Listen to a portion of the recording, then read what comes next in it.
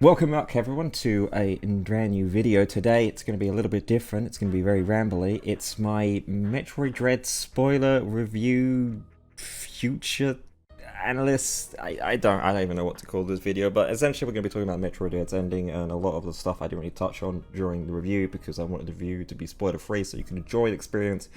I'm assuming that you've either played through the game, so you know what happens and what my thoughts on it, or if you haven't, there should be a video appearing now to go watch, because you should probably go watch the review if you want an idea if whether you should play this game or not. This is going to be going into a lot of spoiler territory. So we're going to start off with the gameplay, so some of the gameplay ideas. We're going to start off with gameplay. I want to talk about the Emmy rooms. So, as I mentioned during my review, they're okay. Later on, some of the Emmys get deactivated, so you can actually go through the rooms completely fine. They're in the background, and then later on they turn back on again. So it's sort of like a nice moment of like, oh yeah, it is switching it up. Usually you enter an Emmy room and there's the Emmy and you gotta go run from it. Now it's sort of like, oh, I can go through this area completely fine. Oh, now I gotta go kill the Emmy anyway.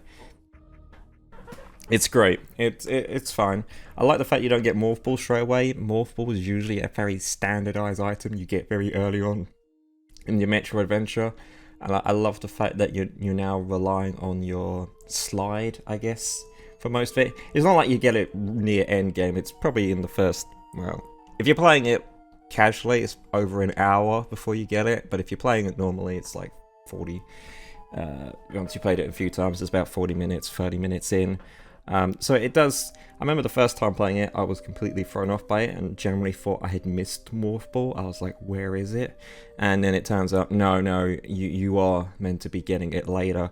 That's cool. Also, the game is designed to, you can go off the beaten path. There is a set like layout or timeline they want you to get stuff in, but you can go out of order. It's sort of like Zero Mission in that sense, where the game hints you to go to this place to get the next ability, but if you're good enough, you can sequence break it and it's completely fine. In fact, the boss Kraid, you can almost insta-kill it, especially you can insta-kill it during its second phase if you get the bomb item, which is, you usually get it after Kraid. You get Morph Ball before Kraid, but you get the bomb after Kraid. So that's pretty cool. I really like that fact that it's sort of going back to traditional Metroids where it's you can sequence break it and you can go get items before you should go get items, and that's pretty cool, and it's going to be fun to for speedrunners to route this game.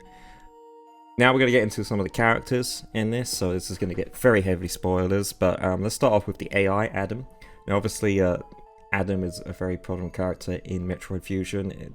The AI is not called Adam, but it's based off Adam, and then Samus kind of goes, I think this is based off my old commander, Adam. And then at the end of the game, when she's convincing the AI that they need to blow up the space station and the planet to kill off the X, she goes, Adam, what are you doing? And Adam's like, wait, Adam? Who the hell's Adam?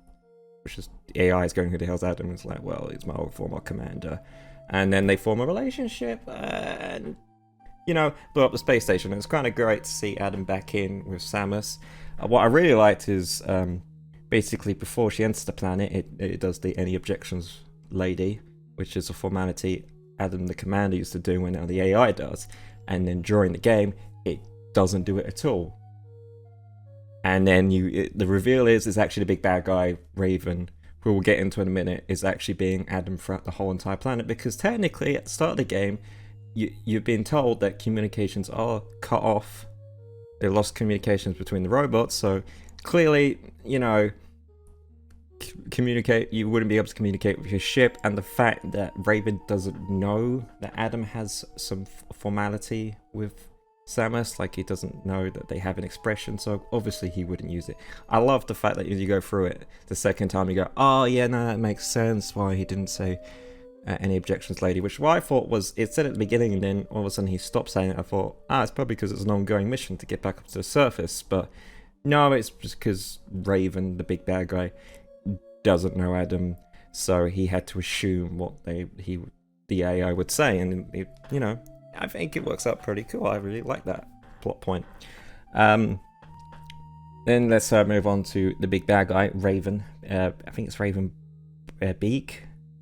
Anyway, he appears at the start of the game. He kicks your ass in a cutscene. I would have liked it if it was a gameplay section where, you know how in certain games they have this unwinnable boss fight at the start of the game where it's designed for you to die. I think it was in Metal Gear Rising Revengeance where you fight this other guy who's exactly like you and you get your ass handed to you. I think Mega Man X did something similar where Mega Man gets his ass handed to him and then X comes along and saves the day, and it's sort of like your powers slowly become like his. So yeah, it does the whole villain trope of, you know, this guy's clearly more powerful than you, and you're spending the whole game trying to get up to his level, and then the AI, or Raven, is trying to get you up to his level. So I thought that, you know, very standard affair, and then the whole reveal of, well, technically you have my DNA inside you, so you're my daughter, I felt was just very meh. I mean, the idea was to create more tension between Samus and Raven right at the end. You know, the whole point that he was actually the AI this whole long, moving Samus along, that's cool, but the whole added, now you are technically my daughter, I was just like, okay, I guess, what, great, cool, it sort of really didn't do anything for me. And then his whole plan is to basically just clone Samus, who at this point now has Metroid DNA, is almost awakened to bring peace to the galaxy through Metroids. So many of the villains are just obsessed with Metroids. They think it's the answer to everything, and it's like, great, no. I like the bit where an X-Parasite eventually overtakes him and then combines his DNA with Kraid to create this really weird, grotesque monster. I thought that was pretty cool. Speaking of X, I guess we're going to talk about X. So a big spoiler in this game is partway through, I think it's maybe 2/3 or halfway through the game, you basically go to the area where the X are all sealed off, and Raven just essentially releases them back into the ecosystem. So instead of getting the standard item drops from enemies you defeat, the X-Parasites appear and you absorb them just like you did in Metroid Fusion. I thought it was a great callback to have some of the bosses form the X-Core and then you break that X-Core and absorb it like the giant X, like in Fusion. It's like, this game is clearly referencing Metroid Fusion as an evolution, and I thought it was great to see like the old classic enemies dropping items like missiles and health to then dropping the standard X-Parasites like yellow and green for all those items. But discussing more of the X themselves, it's once again, it's very confusing whether the X are on Samus' side or not. So right at the end, one of them absorbs Raven and then tries to kill Samus, and then right at the end, when Samus is trying to escape the planet, her Metroid powers are fully awakened, and anything she touches, she will completely absorb all energy from it. And the ship's like, well, don't touch me, otherwise you're going to absorb my energy. And then the next comes along, allows Samus to absorb her, and then, you know, goes back to her base abilities. This X appears quite frequently. It's very weird. The X that absorbs her she absorbed at the end, kind of infects an ally of Samus. So it turns out Raven kind of came over to this planet and teamed up with the Moroku tribe who can control the Metroids, and Raven's from a warrior tribe who can't control Metroids, and the idea was that the Metroids were created to fight the X-Parasite and potentially them as well, the warrior clan, because they are, Metroid means ultimate warrior, blah blah blah. And so Raven came back to this planet to try and use the Moroku's knowledge of Metroids to clone them or whatever, and he kept one of them alive who, you know, helps Samus up by deactivating the enemies, but then gets immediately killed. Then the X eventually absorbs back into Moroku and then says Moroku's last lines again, which the idea was Moroku was like, I'm going to help you out, Samus, by turning off all the Emmy. And now it's sort of like, I'm going to help you, Samus, by turning all the Emmy, and then you absorb their powers, I guess. I don't know, it's kind of just, I guess, a throwback to Metroid Fusion, where the SAX, one of them, is like, helps Samus out right at the end, but it was, Samus was fighting an Omega Metroid, and the X-Parasite's natural enemy is the Metroid, so it kind of makes sense for the X-Parasite to team up with Samus, because it's sort of like the enemy of my enemy is my friend. And then they do this, where it's sort of like, well, you could kill Samus right now, or is it the fact that you're sacrificing yourself so she leaves the planet, because technically the planet never blows up and all the X-Parasites are on it still?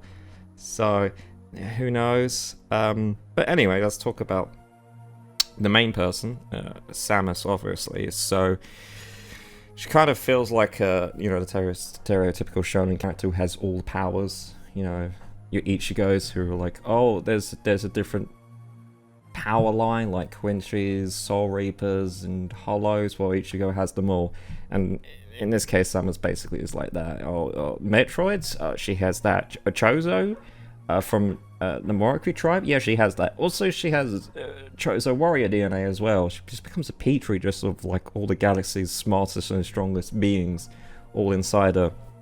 So the whole idea is, the reason she loses her power in this one is because the Metroid DNA in her awakens, and then she loses her ability because the Metroid DNA is starting to awaken.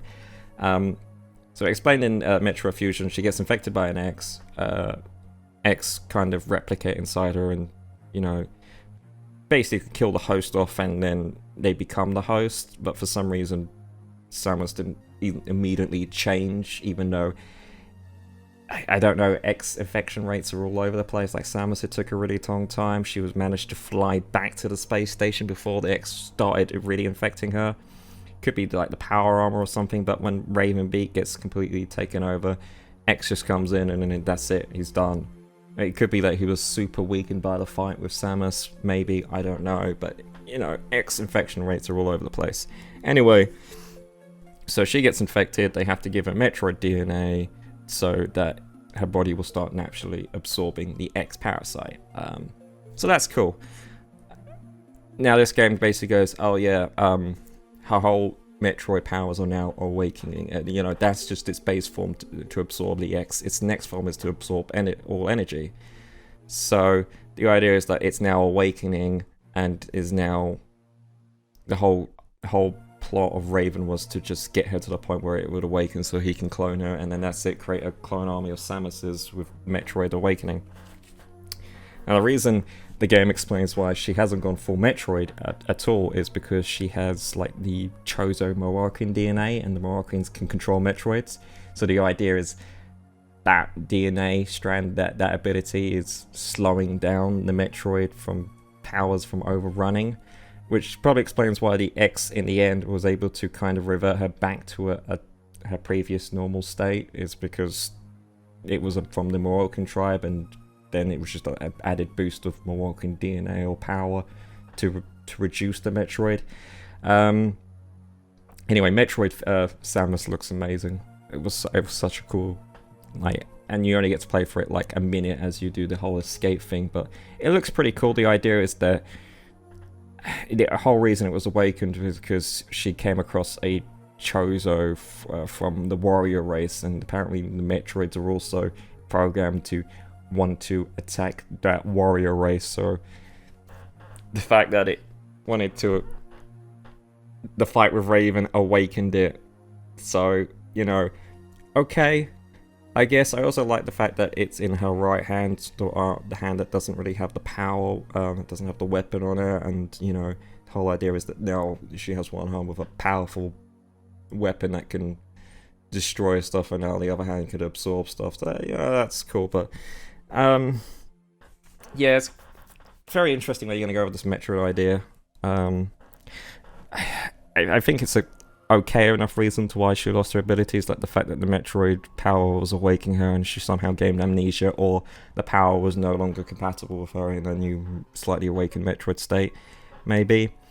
It does seem like DNA is just, I don't know how it works in this game, but apparently you gain the DNA of a race and you can slowly awaken abilities, or DNAs of other races kind of counteract the other races' abilities.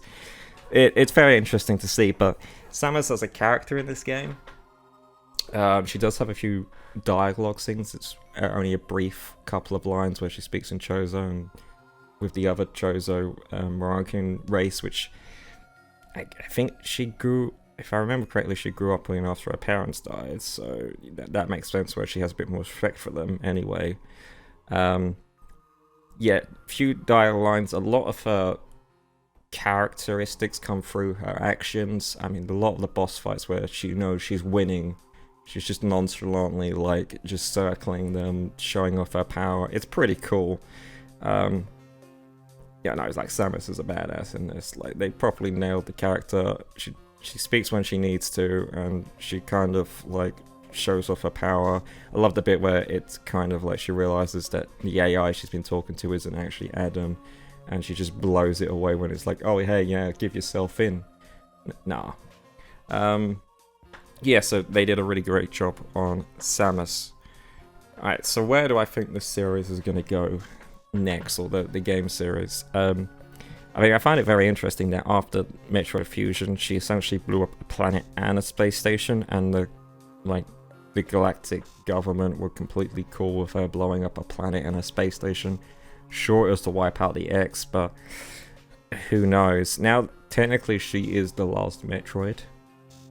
So, you know, we've had the last Metroid a lot of time, but now she's probably truly the last Metroid. Or maybe not. It is revealed that, you know, Raven is trying to clone her, but yeah, that didn't work. Maybe space pirates will come back in and try and clone her.